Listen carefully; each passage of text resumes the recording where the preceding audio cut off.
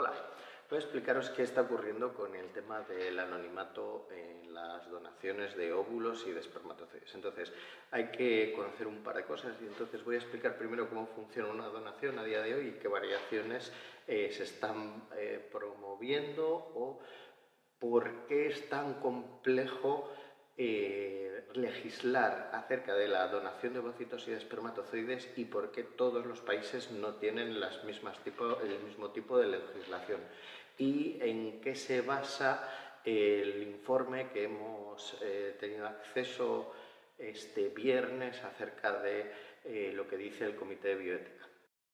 A mí me vienen unos futuros padres. ¿De acuerdo? Puede ser una pareja heterosexual, puede ser una mujer soltera, puede ser una pareja de lesbianas, de dos chicas.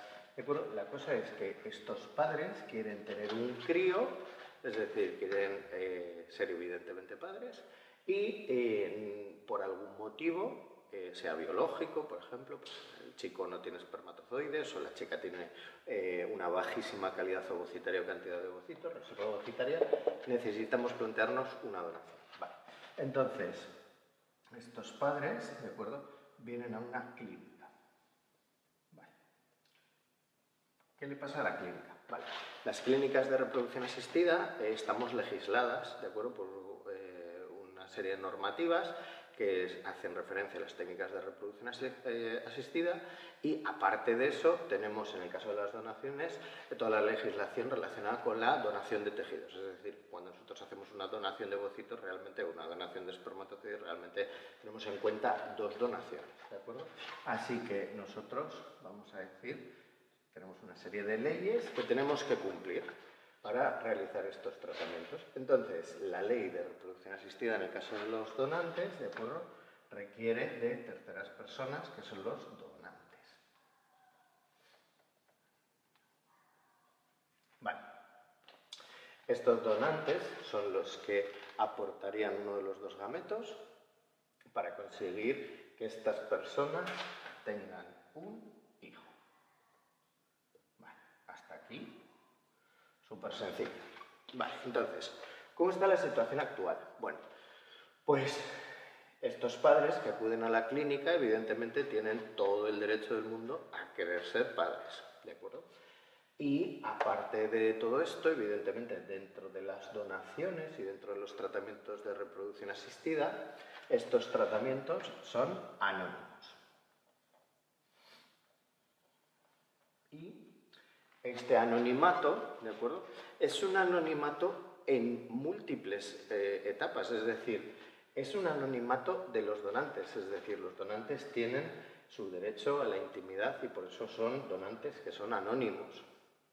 Los padres que se hacen tratamientos de fertilidad también son anónimos, es decir, cuando son padres y salen a la calle, no tienen un cartel que ponga que se han hecho un tratamiento de fertilidad, luego ellos también son anónimos, ¿de acuerdo? Y el hijo también es anónimo, es decir, un hijo, ¿de acuerdo?, ni el donante puede conocer la identidad del padre, ni los padres pueden conocer la identidad del donante, al igual que el hijo no puede conocer la identidad del donante y el donante no puede conocer la identidad del hijo, ¿de acuerdo? Vale. ¿Cómo son las donaciones? Bueno, una donación se contempla que evidentemente es voluntaria, ¿de acuerdo? O sea, es decir, nadie le obligan a donar ni sangre, ni un riñón, ni médula ósea, ni evidentemente gametos, ¿de acuerdo? Es altruista, es decir, que no se hace una mercantilización sobre los gametos, lo que quiere decir que un paciente viene y te dona sangre y no pide nada a cambio, pues una donación es exactamente lo mismo, ¿de acuerdo? Y es un acto solidario, es decir, que básicamente es un regalo. Nosotros lo que hacemos cuando donamos, repito, cualquier cosa, es un acto altruista, voluntario y solidario. Entonces, en este caso, quien es donante, ¿de acuerdo?, no tiene una reducción de ningún tipo de derecho. Es decir, que todos los derechos de la persona que dona realmente están intactos, ¿de acuerdo? Vale. Y el hijo tiene evidentemente derecho al anonimato. Vale. En la actualidad, el anonimato, vamos a decir que existe alguna circunstancia en donde se podría romper, pero sin llegar a conocer datos de filiación de la persona. Entonces, la legislación estipula que en casos de gravedad extrema, de salud o de que corra peligro la vida, evidentemente se podría acceder a quién es el donante, ¿de acuerdo? Y vamos a decir, es un conocimiento restringido. Estos datos de filiación no serían aportados a los padres. Vale. ¿Qué podemos saber de los donantes cuando tenemos un crío? Bueno, pues cuando tenemos un crío, los padres pueden solicitar cierta información. Se considera información general, información básica. ¿Qué podría ser la información básica? Pues el grupo de sangre, el RH, la edad, por ejemplo. Informaciones más avanzadas, por ejemplo, si se requiriese saber la historia médica de un donante, también se podría llegar a saber, pero sin llegar a saber quién es el donante. Es decir, no puede saber el nombre, pero sí que puede saber otras cosas sobre el donante. ¿De acuerdo? Y básicamente esto es cómo se articula, son datos muy generales, pero más o menos es cómo se articula una donación. Y entonces mi intención es ver un poquito qué es lo que está ocurriendo. Vale, pues en el 2015 existe un cambio normativo dentro de los derechos del menor o de los niños, ¿de acuerdo? Dentro de la protección a la infancia, ¿de acuerdo? Entonces, en 2015 se estipula que en condiciones normales, ¿de acuerdo? Un niño, al ser un sujeto vulnerable, ¿de acuerdo?, no se pueden aplicar reglas de ponderación normales, sino que aparece un concepto que es el bien superior del menor, ¿de acuerdo?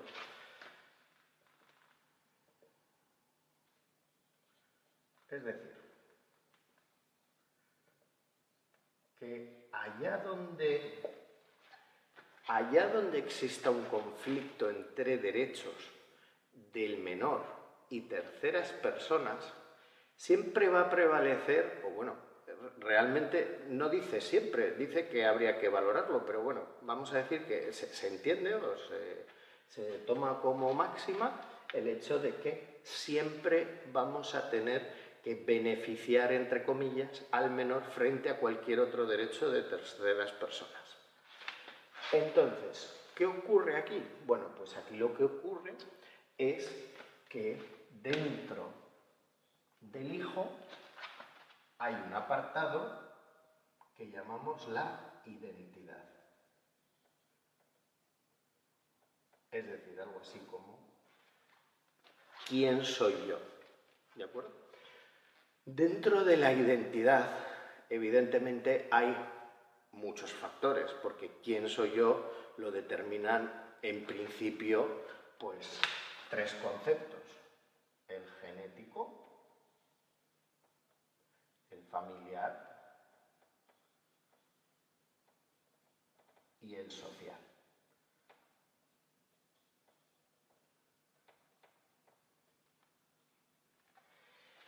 Entonces, ¿qué ocurre? Que al estar la identidad genética englobada dentro de lo que es la propia identidad del menor y entra en conflicto con el anonimato de los donantes o el derecho a la intimidad de los donantes, aquí hay un conflicto que, teniendo en cuenta esto, debería prevalecer la identidad del menor, o sea, la identidad genética. Entonces, debería de desaparecer el concepto de anonimato dentro de las donaciones, ¿de acuerdo? Las donaciones, en concreto, las donaciones de gametos, espermatozoides y de ovocitos, ¿de acuerdo?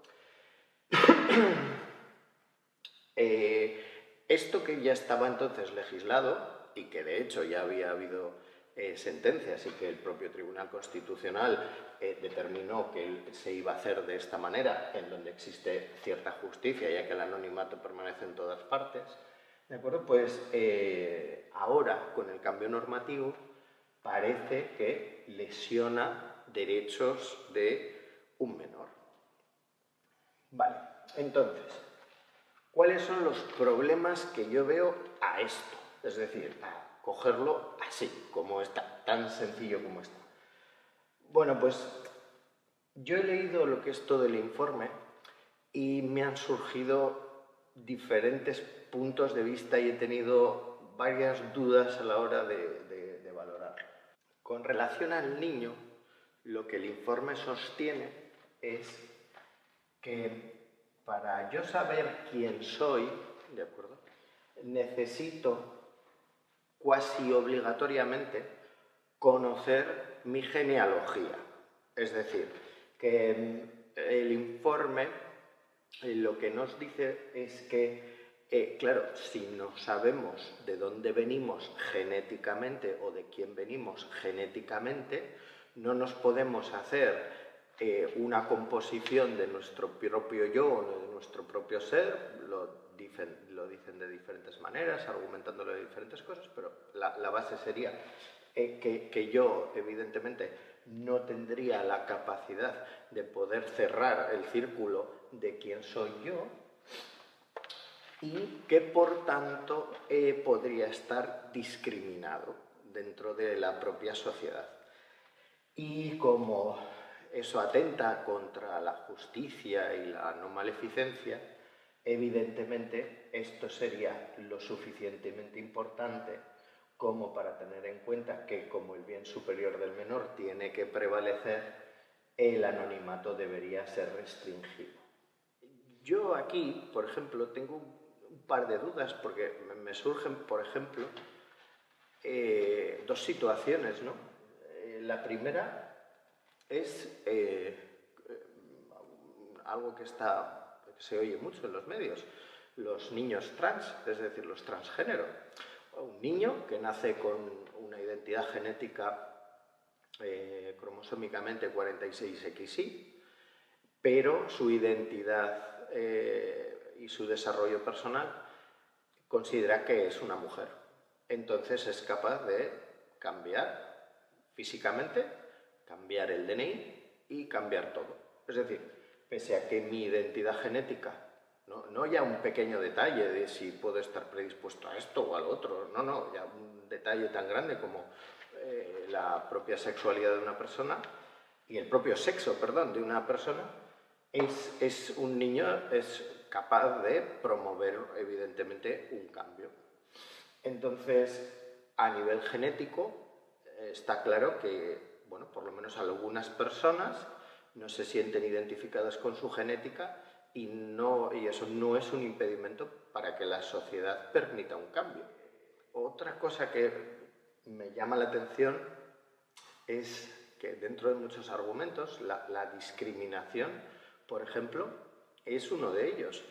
Y me sorprende en el mundo en el que vivimos, en donde somos, sin lugar a dudas, la sociedad más tolerante desde que ha habido mundo y civilizaciones, en donde a nadie se le permitiría discriminar a una persona ni por su sexo, ni por su religión, ni por su físico, ni por sus deficiencias, ni por realmente nada. Entonces, que justifiquemos que sea tan importante el no ser discriminado, por ejemplo, cuando la sociedad está avanzando justo en el sentido contrario, en aceptar que todos los individuos tenemos nuestra manera de ser, tenemos nuestras capacidades y nuestras limitaciones, y que eso no puede discriminarnos prácticamente en ningún entorno de la vida.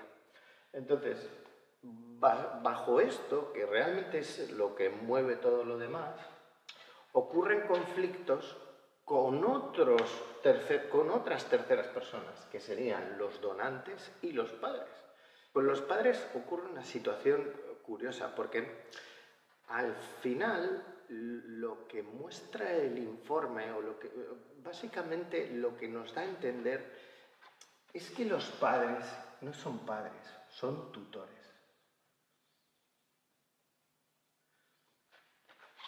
Que existe a la hora de expresar las cosas, una deshumanización entre lo que tú y yo podemos entender como mis padres y el hecho de que si biológicamente son tus padres o no. Entonces, tus padres pierden, o los padres pierden el factor emocional. Es decir, hay una ausencia en todo el informe prácticamente de cómo se pueden encontrar los padres ante la tesitura de que sus hijos digan que quieren conocer a su padre o a su madre biológica y que ellos evidentemente pues lo tengan que aceptar. No hablan nada de los padres. Siguiente punto. Desde el punto de vista emocional, hacer una donación de ovocitos o una donación de espermatozoides no es algo sencillo. Es decir, las mujeres, pongo por ejemplo las mujeres, ¿no? Donación de ovocitos, tienen auténticos quebraderos de cabeza cuando van a hacer una donación de ovocitos porque se les generan muchas dudas, tienen pues mucha incertidumbre, tienen muchos miedos y son normales porque son miedos lógicos, ¿no? Y esto generaría un miedo más, ¿de acuerdo? Y no solo desde el punto de vista de los propios padres, sino también es como una deshumanización también de la propia familia, porque esto supone, básicamente, que ningún padre y ningún tipo de familia va a ser nunca capaz de suplir las necesidades de la identidad genética que tenga su hijo, independientemente si al menos uno de los dos progenitores también ha podido participar en su gestación. Es decir, que de la identidad genética que provendría de un donante, por ejemplo, un espermatozoide donado y el ovocito de una chica, la rama genética del ovocito de la chica ya la conocería porque sería su propia madre. Y la rama genética del donante sería la desconocida, por decirlo de alguna manera. Entonces, genera una sensación de que, bueno, no se puede suplir de ninguna manera esa ausencia. Lo cual me lleva a mí a una duda, que es que si los hijos o si las donaciones por este camino se puede romper el anonimato, ¿por qué no los padres, en virtud de ser los tutores de los hijos, no podrían solicitarlo también? Es decir, en relación al bien del menor, yo, que soy el padre o la madre, quiero romper el anonimato para saber quién es mi donante. Y entonces analizar si me parece correcto, incorrecto, charlar, o lo que fuera. Pero entonces, si no existe anonimato, ¿por qué las clínicas de fertilidad vamos a tener que seleccionar a los donantes? Es decir, ¿no sería mejor que los propios padres seleccionen a los donantes que van a ser el futuro de sus hijos? Si no hay anonimato, o si se rompe el anonimato se rompería de muchos, o debería de romperse de muchos de estos supuestos. Porque al final los padres también deberían de poder conocer al donante. ¿Por qué conocerlo después y no antes? Entonces esto generaría un problema y una serie de conflictos, porque evidentemente ya hacer una donación sería algo así como hacer un casting. Voy a buscar quién es el donante o el donante ideal para mi hijo, para mi hija. ¿Qué ocurriría? Pues que en un mundo ideal eso sería muy complicado. ¿Por qué? Porque no hay infinitos donantes. Y además, como en el propio informe indican, es posible que las donaciones se resientan en número. Es decir, que haya menos donaciones porque el anonimato desincentivaría el hecho de ser altruista, porque yo, evidentemente, ocurriría una cosa, que es que yo, que soy un donante, que tengo todos mis derechos íntegros, por decirlo de alguna manera, ya que es anónimo, secreto, si yo pierdo uno de mis derechos, ya no sabría si eso se podría llamar donación, porque realmente una donación sería algo altruista, voluntario, tal, pero que tengo que responsabilizarme de que va a poder venir una persona dentro de X años a decir que quiere conocerme. O unos padres, es que no se sabría. Claro. Entonces, si hay una donación en donde se puede conocer a los donantes a discreción del menor, ¿no sería lógico pensar que esto pueda ocurrir a la inversa? Es decir, que los donantes puedan conocer cuáles son sus descendientes. Es decir, si tan importante es la identidad genética, para un donante también será importante su identidad genética. Y si tiene hijos que quiere conocer, ¿por qué no podría conocerlos? No, bueno, es que esto solo ocurre cuando tenemos a menores. Ya. Y aquí es otra duda que yo tengo, que es que si nos ponemos a mirar cuáles son las legislaciones, ¿de acuerdo? Las legislaciones, o incluso en el propio informe, hablan de que un hijo podría levantar el anonimato con la mayoría de edad.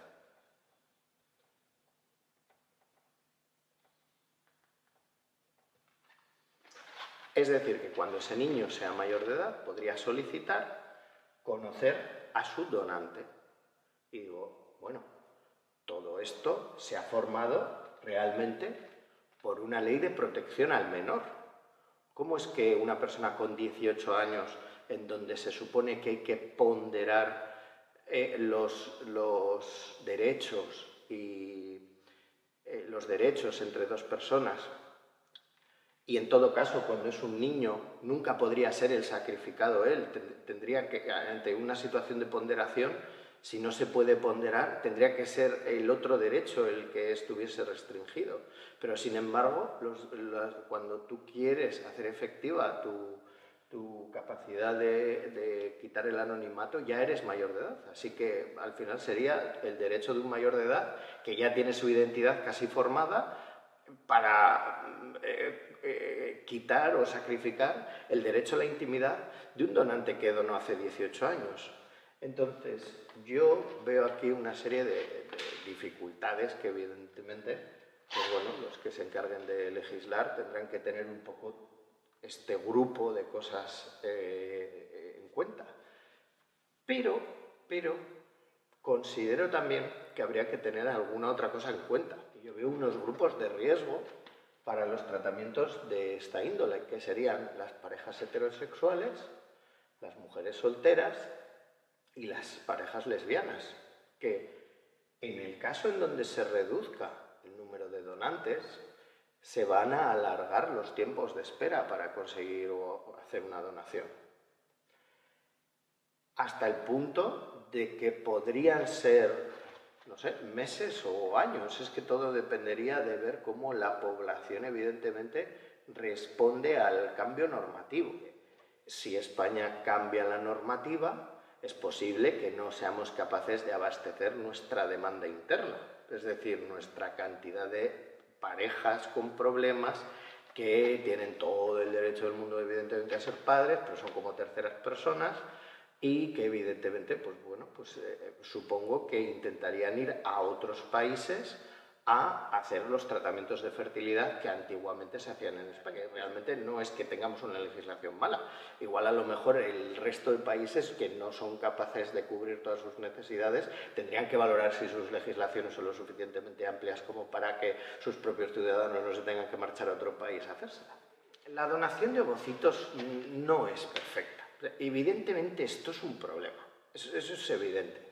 Y que es un problema que ha ido cambiando las legislaciones con el paso del tiempo, y algunos países lo hacían de una manera y luego lo hacen de otra con el tiempo. Esto es normal, pero hay que entender que la donación es como una tecnología de transición.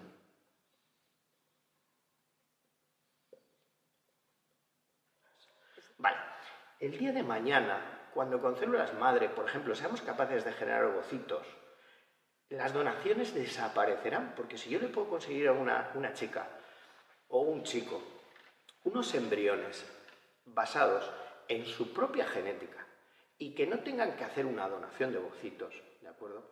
Esto ya condenaría la donación a la extinción. Y hay que entender que la medicina, que es donde nos estamos moviendo, es así. Es decir, a lo largo de la vida de la medicina se han hecho auténticas barbaridades hasta llegar al día donde estamos hoy. Y dentro de 1000 años considerarán que lo que hoy hacemos es una barbaridad desde sus estándares del futuro. Y es que así tiene que ser, porque gracias a Dios vivimos en una sociedad de progreso. Vale, considerar que todo esto a día de hoy es un problemón, ¿de acuerdo? Y habría que mirar cuántos niños de donaciones sienten esa necesidad por conocer su identidad biológica y hasta qué punto esa necesidad no es compensada de ninguna manera, ¿de acuerdo? La donación seguirá siendo simplemente algo de transición. Un donante también podría querer saber cuál es su árbol genealógico y conocer cuál es la identidad de los niños que haya podido tener. Es decir, si tan importante para alguien y para formarme mi propio yo, tengo que saber todos mis antepasados de genéticamente dónde estoy, ¿de acuerdo? Pues es posible que un donante que done espermatozoides pueda en un futuro tener la misma duda y querer saber el árbol genealógico suyo y saber exactamente pues, los niños que ha tenido. Entonces, aquí es donde en el artículo, perdón, en el informe, hablan de que existe una pérdida de derechos que se llama sacrificio, ¿de acuerdo?, dentro de la identidad genética del recién nacido. Es decir, como no se puede ponderar la intimidad del anonimato con la identidad, en este caso la identidad genética del recién nacido, se primó, ¿de acuerdo?, el anonimato frente a la identidad genética. Y esto, debido a que estamos hablando del bienestar superior del menor, pues no podría ocurrir. Pero, ¿qué es lo que ocurre? Que yo lo veo de una manera distinta.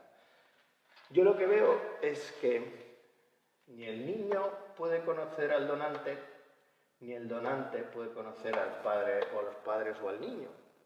Y ni el niño tiene una identidad genética, o por lo menos podría tenerla parcial, ¿de acuerdo? Al igual que el donante tampoco la tiene. Es decir, que en todo caso los dos derechos se anulan por uno y por el otro lado. Es decir, no existe un sacrificio, pero es un sacrificio ponderado. O sea, es decir, tú eres anónimo, yo también soy anónimo.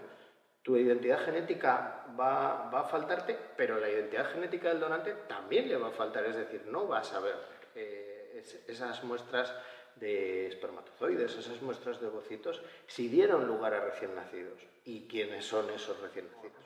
Yo lo que me haría sería la siguiente pregunta. ¿Es imprescindible quitar el anonimato en las donaciones de gametos? O sea, mi pregunta sería, ¿es imprescindible? O sea, si es imprescindible, vale, es imprescindible. Vale, pues lo hacemos, lo quitamos.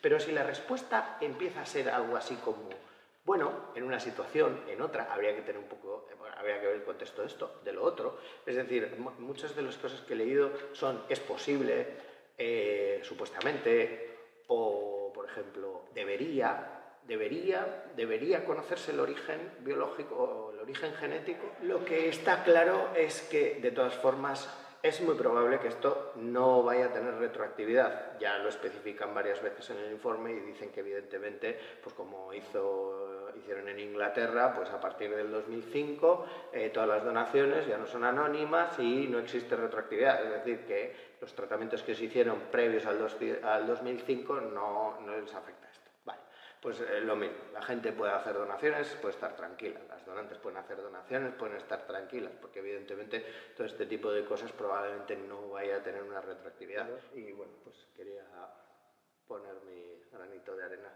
y explicar un poco cuál es la situación del tema de la donación de ovocitos y un poco el revuelo que se ha formado, pues por qué motivo exactamente ahora, porque la donación de ovocitos lleva 30 y no sé cuántos años, o sea que las legislaciones no son nuevas y por esto es un poquito lo que hay detrás de todo eso y de ese informe, que las conclusiones son como muy lapidarias, pero te lees el informe entero y bueno, son lapidarias dentro de su contexto, porque evidentemente a veces hacen afirmaciones muy rotundas basadas en un planteamiento que acabas de leer que deja mucho lugar a la interpretación. Pero bueno, yo supongo que eso, que al final un poco lo habrán intentado hacer de la mejor manera posible.